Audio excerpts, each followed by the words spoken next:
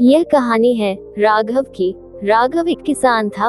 उसके साथ उसकी पत्नी जानकी भी काम में उसका साथ देती थी, पर जमीन उपजाऊ नहीं होने के कारण उनको ज्यादा लाभ नहीं मिलता था।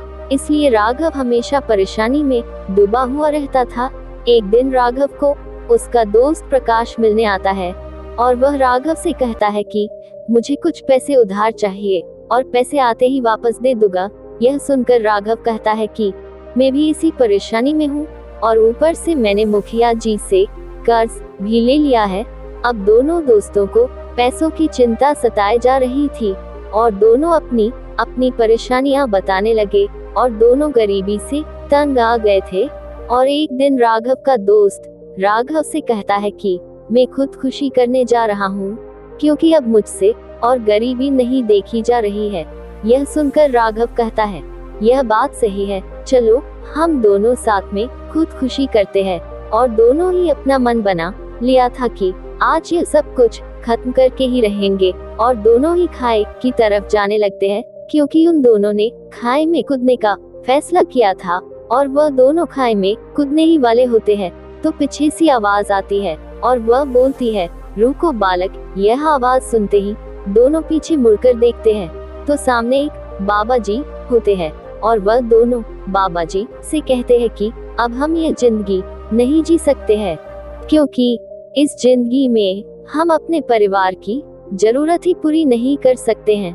तब बाबा जी कहते हैं कि तुम्हें क्या लगता है कि तुम्हारे जाने के बाद तुम्हारा परिवार खुश रह पाएगा, और तुम्हें क्या लगता है कि ये परेशानी तुम्हें ही झेलनी पड़ती है, और तुम लोगों ने कभी भी अपनी पत्नियों के बारे में सोचा है तुम्हारे जाने के बाद उनका क्या होगा। यह सुनकर राघव बाबा जी से कहता है कि बाबा जी आपने तो हमारी आंखें खोल दी है, और कहता है कि अब हमें कितनी भी परेशानियां झेलनी पड़े लेकिन हमेशा कदम कभी नहीं उठाएंगे। इतना कहकर प्रकाश और राघव बाबा जी से आशीर्वाद लेकर वहां से जाने लगते हैं।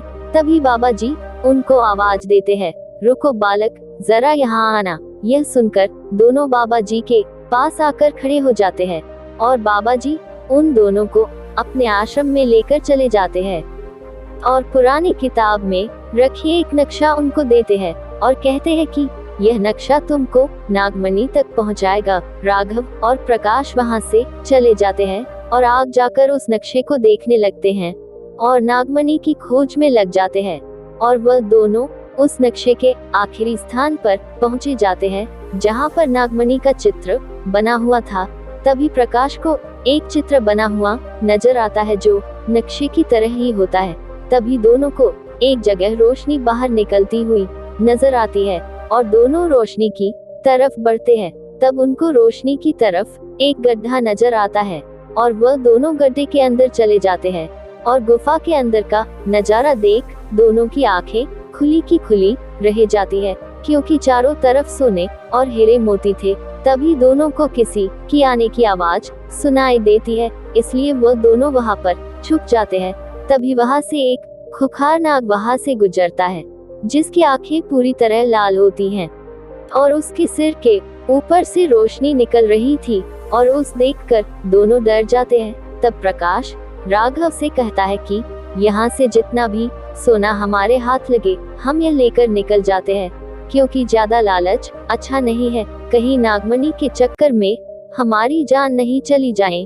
यह सुनकर राघव कहता है, हाँ यार तू सही कह रहा है। और जैसे ही नाग दोनों की नजरों से दूर जाता है तो वह दोनों वहां से सोना लेकर चले जाते हैं और ज्यादा लालच नहीं करते हैं और वह दोनों काफी दूर चले जाते हैं। इसके बाद राघव प्रकाश से कहता है, यार हम दोनों खुदकुशी नहीं करने जाते तो हमारी जिंदगी ऐसी नहीं होती है। इसलिए तो कहते हैं जो होता है वह अच्छे के लिए ही होता है। तो दोस्तों, अगर आपको कहानी पसंद आई है तो इस लाइक करें और हमारे चैनल को सब्सक्राइब करना ना भूलें। धन्यवाद।